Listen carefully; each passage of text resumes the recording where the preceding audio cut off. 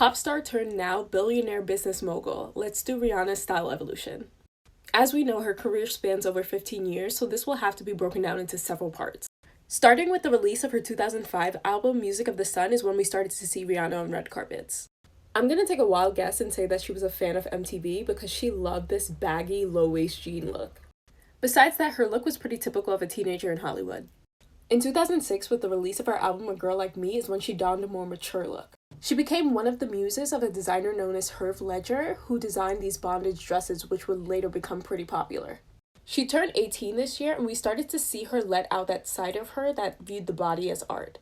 Rihanna herself has said during this time in her career she was very shy, so she used fashion as a way to slip into different personas so she could be more comfortable showing her personality. We see this apparent here in another Herve Ledger dress. In 2007, with the use of darker colors and materials like latex that have an erotic connotation, both her style and music were exploring themes of immorality and wickedness. I have a theory that we wouldn't have gotten the lavish Swarovski crystal dress wearing style out of Rihanna had she not needed to heavily decorate herself during this time in which her music and her image was very dark. This was a very pivotal time in her career, so when she was on red carpets, she needed to be seen, but she also needed to match the energy of her music. And born from that was this George Chakra 2007 Met Gala look. In 2008, Mariel Hayne became her stylist, and we see her dressed in bigger brands like these gladiators from Balenciaga. This year, she developed a lot of relationships with the fashion industry, like here dressed in Chanel for Paris Fashion Week.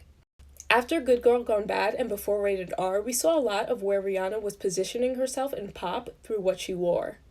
And doing things like collaborating with Gucci to give back to UNICEF, we learned about where Rihanna saw herself in the wider scope of Hollywood. There are so many looks from 2008 of Rihanna because she was absolutely everywhere. Here at the AMAs and Zach Posen and the Blondes, at the Kids' Choice Awards. Honestly, it didn't matter where she was going, her style was so popular that we saw it every day. Mariel Hayne says her goal for Rihanna was to make her style more cutting edge and sexy, and I think she really brought her to that with the release of Rated R. What I loved about them working together was the seemingly effortlessness and even something as complex as this laser-cut Marchesa dress.